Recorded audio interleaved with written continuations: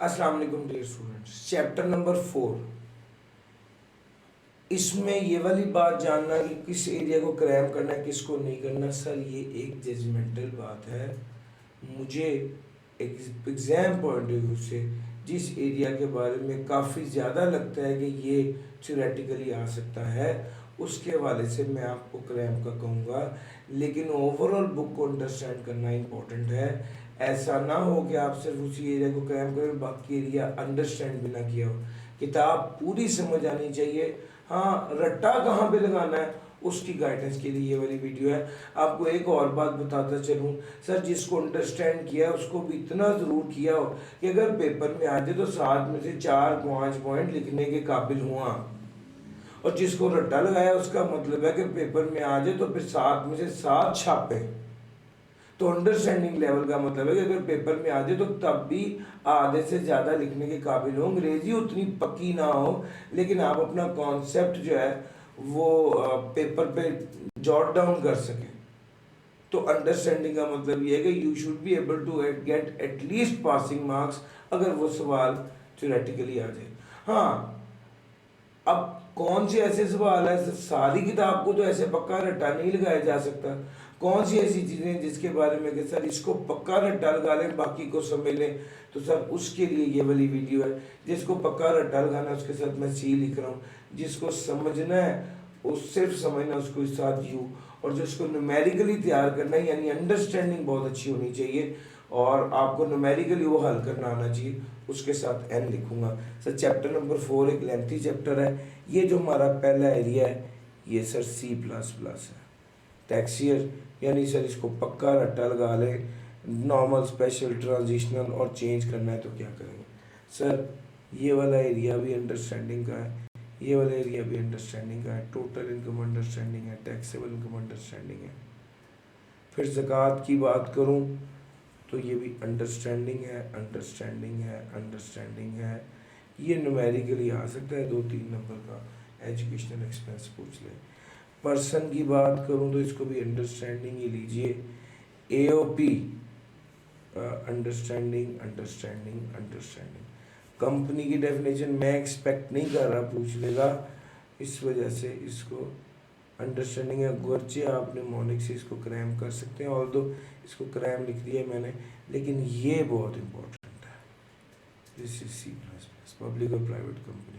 Sir non profit organization C++। Sir permanent establishment भी cram करना है सर आपने, और टैक्स पेयर सर ये भी इम्पोर्टेंट है। अब परमानेंट इस्टेब्लिशमेंट के बारे में स्टूडेंट कहते हैं कि सर ये तो बड़ी लंबी डेफिनेशन है। सर इतनी लंबी डेफिनेशन वो आपसे 10 मार्क्स की नहीं पूछने लगा, लेकिन वो ये पूछ सकता है एजेंट के हवाले से परमानेंट इस्टेब्लिशमेंट क्या होगी, तो फिर आपको एजेंट वाली ये सारी बात बतानी पड़ेगी। अगर वो ये पूछता है कि जनाब एसोसिएट अगर आपकी जगह पे बैठा हो तो क्या वो एसोसिएट की भी परमानेंट इस्टेब्लिशमेंट होगी, तो फिर आपने ये वाला पॉइंट पढ़ा होना चाहिए। अगर वो बंदा आपको कहता है कि जनाब अगर आप किसी साइट पर काम कर रहे हैं 3 माह से तो क्या वो परमानेंट इस्टेब्लिशमेंट होगी, तो आपको ये बात पता होनी चाहिए। तो सर परमानेंट इस्टेब्लिशमेंट कॉन्सेप्चुअली तो आपको 100% आनी चाहिए, मगर उसके साथ क्रैमिंग भी करें, सारी नहीं, वो टूटा हुआ एरिया पॉइंट बाय पॉइंट, सारे पॉइंट्स इकट्ठे क्रैम ना करें लेकिन इंडिविजुअली पॉइंट आनी चाहिए। टैक्स पेयर सर क्रैम करें।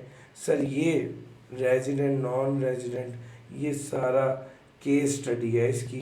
इसको रट्टा लगाने की बजाय इसकी को बंदा रेजिडेंट है या नहीं है उसकी प्रैक्टिस, उसके रूल्स, यानी ये अंडरस्टैंडिंग सुपर इम्पोर्टेंट है इसमें, और इसको अंडरस्टैंडिंग इंपॉर्टेंट है और केस स्टडीज़ के हवाले से इंपॉर्टेंट है।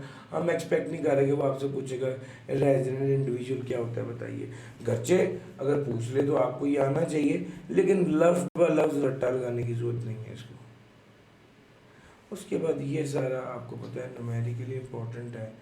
रेजिडेंट AOP, रेजिडेंट कंपनी, इसको तो क्रैम करना है। ये वाला न्यूमेरिकली इम्पोर्टेंट है। टैक्स लायबिलिटी और टैक्स रेट। फिर टैक्स रिजीम, ये सर वेरी इम्पोर्टेंट, क्रैम करना है सारे रूल्स, सारी बातें। डिविडेंड वेरी इंपॉर्टेंट, क्रैम करना है, और इसमें से केस स्टडी भी आती है। ये सिर्फ अंडरस्टैंडिंग है। फी फॉर टेक्निकल सर्विस ये क्रैमिंग है, रॉयल्टी ये क्रैमिंग है, ये टैक्स टैक्स जो इम्प्लीकेशन है ये क्रैमिंग भी है और न्यूमेरिकली भी ये टेस्ट होता है। मिनिमम टैक्स रिजीम सर ये किस किस पर अप्लाई होता है, इसको क्रैम करना है और ये numerically very important, very very important minimum tax regime. Sir tax on women enterprise sir ये क्रैमिंग है और न्यूमेरिकली भी आ सकता है, इम्पोर्टेंट है। सर कॉमन रूल्स की बात करूं तो ये अपॉर्शनमेंट क्रैम नहीं करना, ये अंडरस्टैंडिंग के लिए इम्पोर्टेंट है। क्रैम करने की जरूरत नहीं है। फेयर मार्केट वैल्यू अंडरस्टैंडिंग है। रिसीट ऑफ इनकम अंडरस्टैंडिंग है, अंडरस्टैंडिंग है।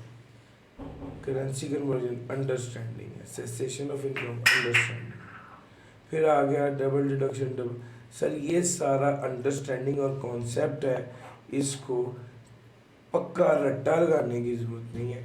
एक बार वैसे रूल्स फॉर अपॉर्शनमेंट आया हुआ है, इस एरिया के बारे में मैं कहूँगा कि इसको आप क्रैम कर लें, बाकी ये सारा अंडरस्टैंडिंग है। सर ये हमारा चैप्टर नंबर 4 था। इस वीडियो के लिए इतना ही, थैंक यू।